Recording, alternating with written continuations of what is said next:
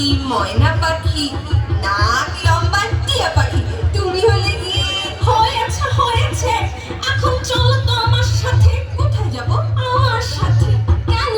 এই অনুষ্ঠানে এসেছো পুতুল নাটকের শো করতে, সেখানে যাবে তুমি? না, আমি যাব না। কেন যাবে না? না না ভাই, কেন যাব? তুমি তো সেই পুরনো দিনের গল্প আর গান বাজনা দেখিয়ে মানুষকে ঠকাও। পুরনো দিনের গল্প কেউ শুনতে চায় নাকি? কেউ দেখতে চায় নাকি? যাব না আমি।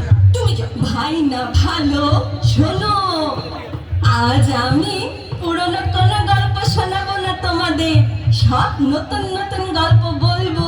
সত্যি বলছো নানু? সত্যি রে ভাই, সত্যি কোন গল্প? আগে আমাকে বলো। বলছি বলছি, চলো তোমাকে যেতে যেতে বলছি, কেমন? চলো চলো। ঠিক আছে, চলো। তবে আগেই বলছি, গল্প যদি আমার পছন্দ না হয়, আমি কিন্তু তোমার সাথে যাব না। আচ্ছা আচ্ছা, আজকের গল্পের নাম হলো মানুষ। মানুষের ভয়ে বনের পশু পাখি গাছপালা কেমন করে পালাচ্ছে, সেই গল্প।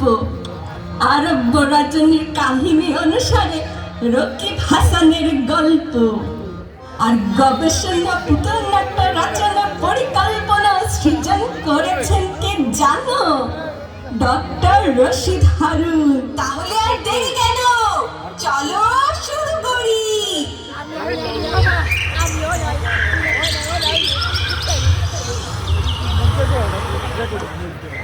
অনেক দিন আগের কথা, তখন পশু পাখিরাও মানুষের মতো কথা বলতে পারত। বিশাল বনের ধারে বাস করত এক সুন্দর ধবধবে সাদা রাজহাঁস। একাই থাকে সে।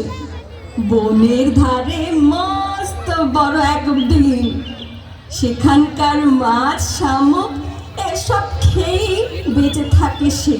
দিন কাটায় পানিতে সাঁতার কাটে।